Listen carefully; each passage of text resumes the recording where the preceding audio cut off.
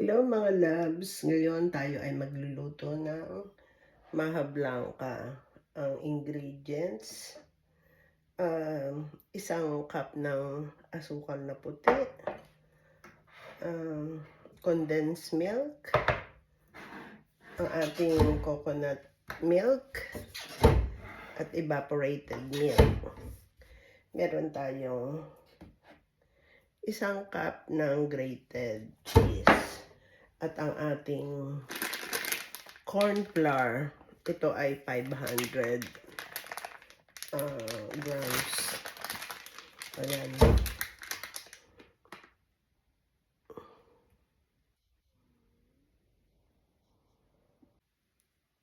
Naghihimay ako ng bagong harvest. Ito ay na mais. Ilalagay ko sa maha blanca.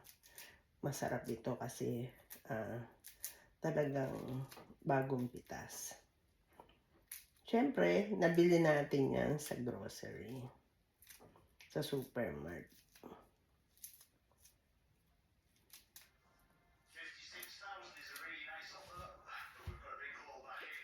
Nakahanda na yung aking mga lulutuin.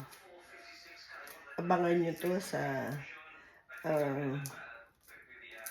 ating YouTube channel. Ayan. Maraming salamat. Pagsasama-samahin na natin ang mga sangkap. Ang isang latang gatas na malabnaw.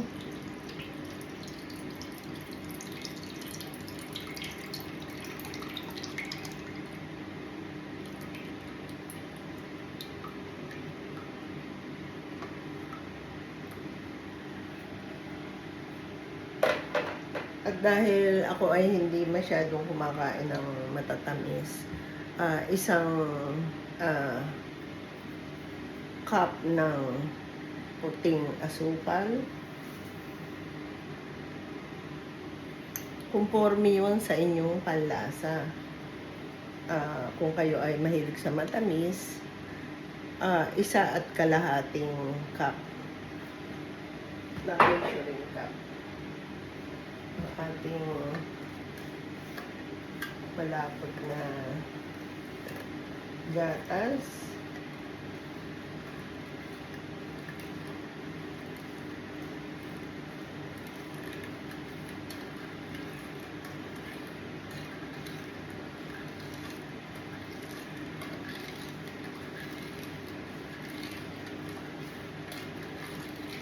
Kasi meron na tayong condensed milk, kaya masyadong matamis na kung gagawin pa natin 1.5.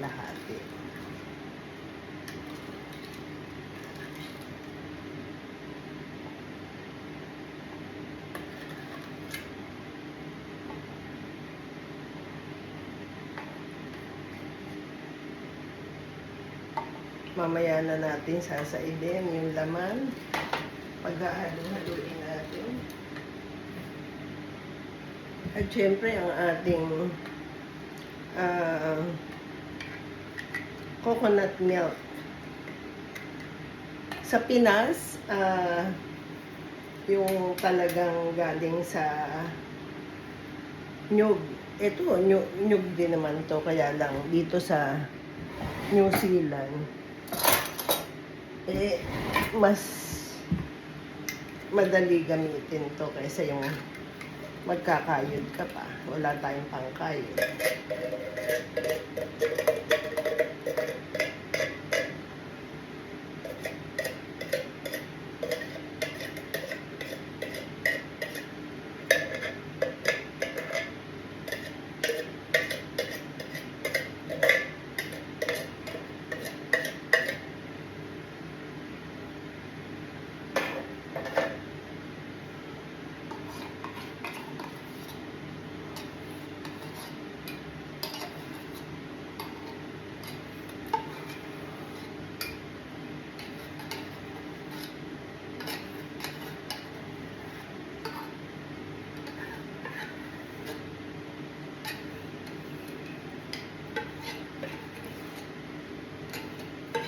Ayan.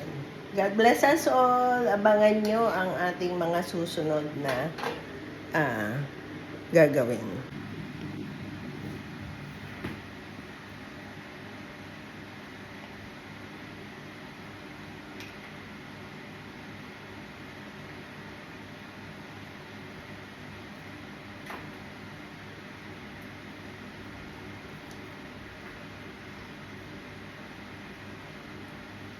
Luto na ang ating maha blanca.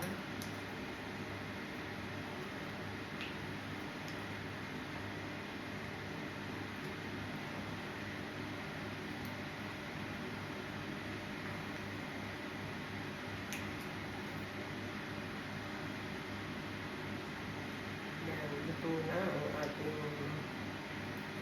maha blanca.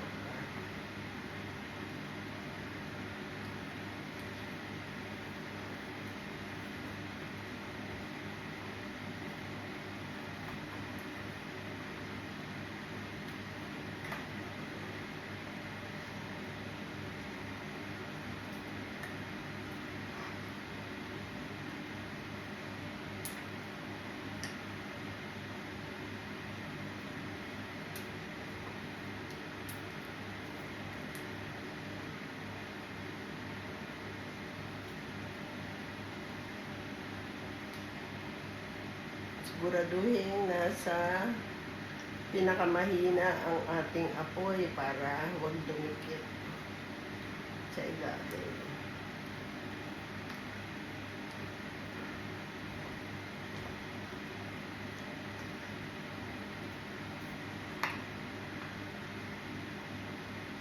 Ayan. Pwede na natin patayin. Isara ang ating kalan.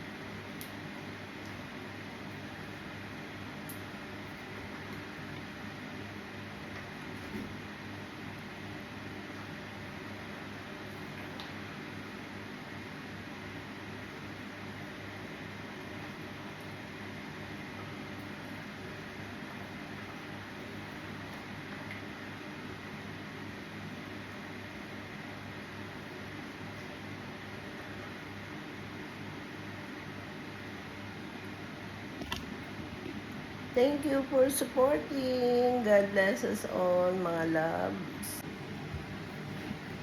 Kapag kumulo na yung ating mga sangkap, ilagay na natin yung ating corn flour at haluin. Haluin lang siya ng haluin para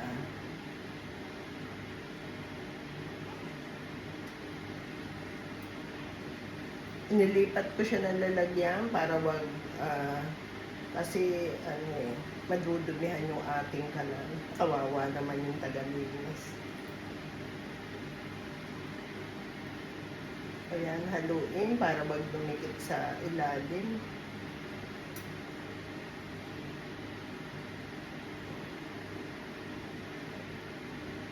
Kung nakikita nyo yung ating mga mais, ayan, sariwang mais yan, kaya masarap. Masarap siya, hindi siya galing sa lata.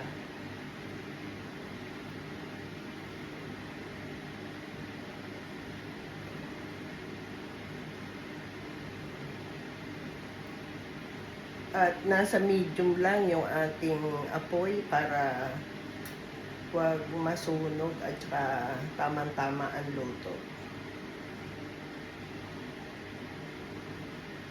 Ayan, haluin siya ng haluin hanggang sa siya ay